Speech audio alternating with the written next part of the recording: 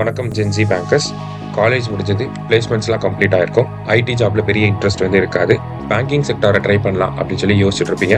So உங்களுக்கு பேங்கிங்கான ஃபவுண்டேஷனை கொடுக்கறதுக்காக தான் நம்ம சுரேஷ் ஐஏஎஸ் அகாடமியில் June 7th banking foundation course அப்படிங்கிறத ஸ்டார்ட் பண்ணுறோம்.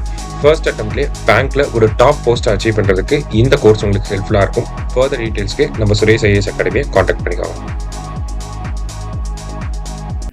Hi and welcome back to our session. So in this video நம்ம என்ன பண்ணலாம், ஒரு சிம்பிள் டிஃப்ரென்ஸை நம்ம பார்க்கலாம். குட் பிக்கும் சரிங்களா, குட் பிக்கும் would பிக்கும் நம்ம எப்போ எந்த இடத்துல யூஸ் பண்ணணும், இது ரெண்டுக்கும் என்ன டிஃப்ரென்ஷியேஷன் இருக்குது, என்ன கைண்ட் ஆஃப் ஸ்டேட்மெண்ட்டை நம்ம யூஸ் பண்ணலாம் அப்படின்னு சொல்லி பார்க்கலாம். சரிங்களா, குட் பி அப்படிங்கிறதுக்கு மீனிங் என்ன அப்படின்னா இருக்கலாம், இருக்கும் அப்படின்னு சொல்லி சொல்றது, விச் மீன்ஸ் இருக்கலாம், இருக்கக்கூடும் அப்படிங்கிறது எனக்கு குட் பி. அதே இது உட் பி பார்த்தோம் அப்படின்னா இருக்கும், ஆகும் அப்படின்னு சொல்லி சொல்றது எனக்கு என்னன்னா உட் பி அப்படின்னு சொல்லி சொல்லுவோம். சரிங்களா, அப்போ இந்த குட் பின்றது நம்ம எதுக்கு யூஸ் பண்றோம் அப்படின்னா it used for possibility.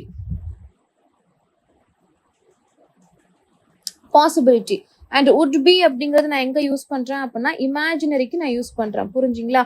So imaginary and also for expectation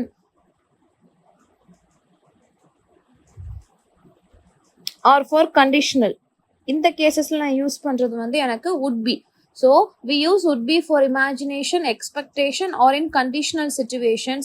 And could be அப்படிங்கிறது something is possible பட் அது எனக்கு உறுதியா தெரியாது, பட் நாட் சர்டைன் அப்படிங்கிற இடத்துல நான் could be யூஸ் பண்ணிக்கலாம். இப்போ ஃபார் எக்ஸாம்பிள் பார்த்தோம் அப்படின்னா இட் could be ஸ்ரீலங்கா. இப்போ ஒரு மேப்ல ஒரு இடத்த காமிச்சிட்டு இது எனக்கு ஸ்ரீலங்காவா இருக்கலாம் அப்படிங்கிறப்ப நான் என்ன யூஸ் பண்ணுவேன், இட் குட் பி ஸ்ரீலங்கா அப்படின்னு சொல்லி சொல்லுவேன். அதே இது உட் பி அப்படின்னா இட் வுட் பி அமேசிங், அது அருமையா இருக்கும். So it's an expectation, imagination. புரிஞ்சுதா? தட் வுட் பி அமேசிங் அப்படின்னா இங்க வுட் பி யூஸ் பண்றேன். எதனால? அது இருக்கும், நல்லா இருக்கும் அப்படின்னு சொல்லி நான் என்ன பண்றேன், இமேஜின் பண்றேன், எக்ஸ்பெக்ட் பண்றேன். சரிங்களா, திஸ் குட் பி ட்ரூ அப்படின்னு சொல்லி சொல்றோம். அப்ப திஸ் குட் பி ட்ரூனா அது உண்மையா இருக்கலாம், இல்லாமையும் போகலாம். புரிஞ்சுச்சா? திஸ் குட் பி ட்ரூ, அது உண்மையா இருக்கலாம், இல்லாமையும் போகலாம். அதே மாதிரி it could be rain tomorrow, நாளைக்கு மழை பெய்யலாம், பெய்யாமையும் போகலாம். அப்படிங்கிறப்ப மழை பெய்யும், பெய்யக்கூடும், இது உண்மையா இருக்கலாம் அப்படிங்கிறப்ப இந்த இடத்துல நான் குட் பி யூஸ் பண்றேன்.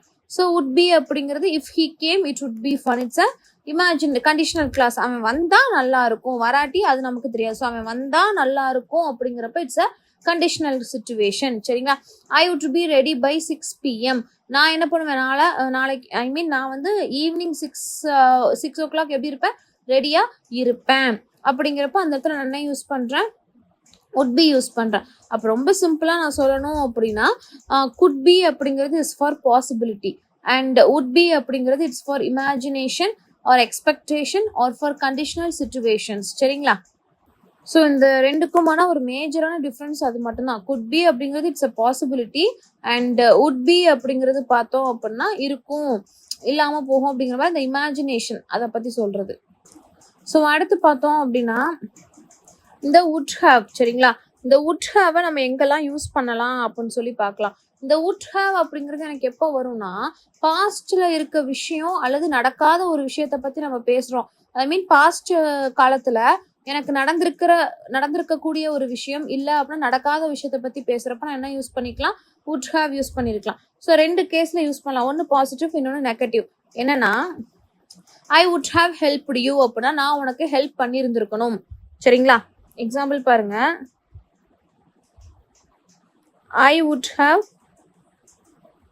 ஹெல்ப்டு யூ, நான் உனக்கு உதவி செஞ்சிருக்கணும். அப்ப நான் செய்யலைன்னு அர்த்தம். அதான் நான் பாஸ்ட்ல இருந்ததை இப்ப நான் என்ன செய்யறேன் சொல்றேன். அடுத்து பாருங்க, I would not have done that, நான் அதை செஞ்சிருக்க கூடாது, விச் மீன்ஸ் அதை நான் பண்ணி முடிச்சிட்டேன். புரிஞ்சுதா? அப்ப என்னன்னா சப்ஜெக்டோட would have plus V3 வரும். அதுதான் எனக்கு என்னது, இந்த would have ஓட ஒரு கான்செப்ட். எங்க யூஸ் பண்ணணும்னா பாஸ்ட்ல அந்த விஷயம் நடந்திருக்கும், இல்ல அப்படின்னா நடக்காத ஒரு விஷயத்த நான் எடுத்து சொல்றேன் அப்படின்னா அது எனக்கு என்னது, would have யூஸ் பண்ணி அந்த ஸ்டேட்மெண்ட்ல யூஸ் பண்ணலாம். would have அப்படிங்கிறது நம்மளோட வருத்தமா இருக்கலாம், இல்லைன்னா கற்பனை, யூகிக்க முடியாத விஷயங்கள், இது எல்லாத்துக்குமே நான் யூஸ் பண்றது தான் இந்த would have. சரிங்களா? he would have understood அப்படின்னா அவன் புரிஞ்சிருப்பான். we would have gone there அப்படின்னா நாங்க அங்க போயிருப்போம், which means போகல. புரிஞ்சுதா? பாஸ்ட்ல ஒரு விஷயம் நடந்திருக்கு, இல்ல அப்படின்னா நடக்காத விஷயத்த பத்தி நம்ம பேசுறதுக்கு நான் would have யூஸ் பண்ணலாம். ரெண்டு கைண்டா யூஸ் பண்ணிக்கலாம், பாசிட்டிவ் டைப், நெகட்டிவ் டைப்ல யூஸ் பண்ணிக்கலாம். அண்ட் சப்ஜெக்டோட would have plus obviously V3 எனக்கு வந்திருக்கும். சரிங்களா? So in this video we have learnt the major difference between could be and would be, and what are all the places in grammar that we can use these two things. And one more thing, that is would have எங்க use பண்ணுவோம் அப்படிங்கறதையும் நம்ம பார்த்தாச்சு. சரிங்களா? So hope the session is useful and thank you for watching. Suresh IAS Academy வெற்றியின் முகவரி.